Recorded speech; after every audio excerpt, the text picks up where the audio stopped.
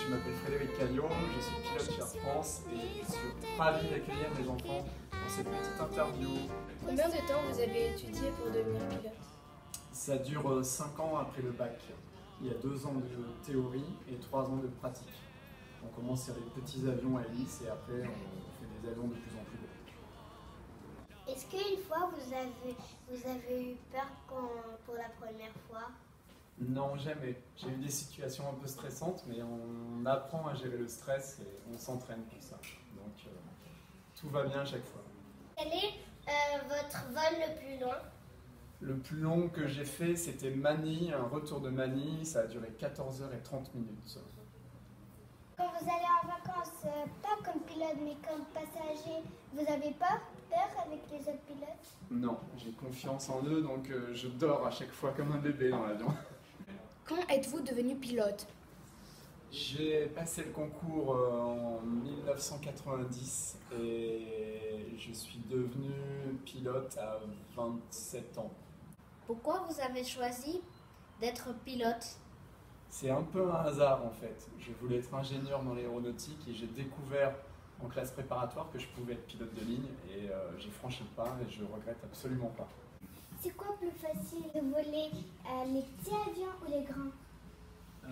C'est peut-être plus facile les gros parce comme ils sont plus lourds, ils ont plus d'inertie, ils subissent moins les vents, ils sont plus stables.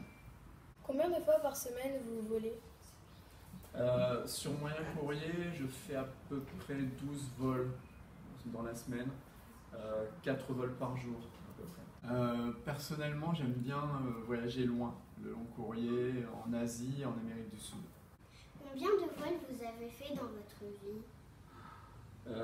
Bonne question, peut-être 2000 vols. Combien d'heures vous avez fait? J'ai volé jusqu'à présent 13 500 heures. Oh là là! Est-ce que vous avez des examens ou des entraînements réguliers pour vérifier votre santé? Oui, on a un examen médical par an et ensuite on a des entraînements au simulateur pour s'entraîner aux pannes qu'on n'a jamais. Et si vous êtes malade, qu'est-ce que vous pouvez faire? Eh bien, on reste à la maison et on a toujours quelques pilotes qui sont en attente à l'aéroport pour remplacer quelqu'un qui serait malade ou qui se blesse. Quel est le pourcentage de femmes chez Air France qui sont pilotes? Il y a 10% des pilotes qui sont des femmes chez Air France. C'est la compagnie qui a le plus de femmes au monde.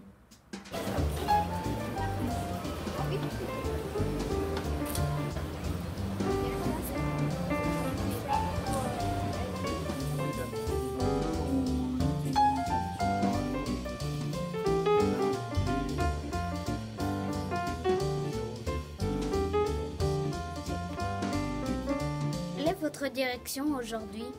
Aujourd'hui, on va à Paris, Roissy-Charles de Gaulle. Il y a de la radiation. Est-ce que vous avez une protection? Non, on n'a pas de protection. On mesure les radiations qu'on va subir pendant toute l'année. Et malheureusement, elles sont trop puissantes pour être arrêtées. On fait juste du contrôle, c'est tout. Est-ce que vous avez mal aux oreilles quand vous montez et descendez? Si on est enrhumé, congestionné, ça peut faire mal aux oreilles. Mais on a l'habitude, si vraiment on est trop malade, on ne vole pas, tout simplement. On se met en arrêt maladie.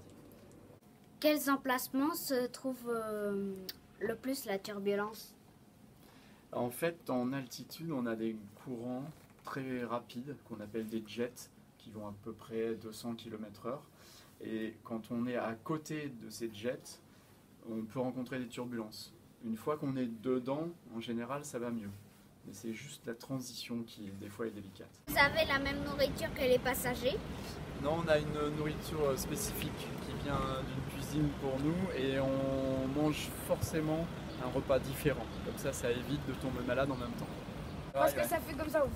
Ça se peut que ça tombe sur la tête de quelqu'un? Eh ben ouais, non, Imagine non, que non, ça tombe sur les ça va oiseaux et dans tout. un réservoir, heureusement. Ouais, sur la tête de quelqu'un. Et sur C'est quoi le caca après un vol? En fait, on a des réservoirs, tout est stocké et quand on se pose, on a des intervenants qui viennent vider les réservoirs.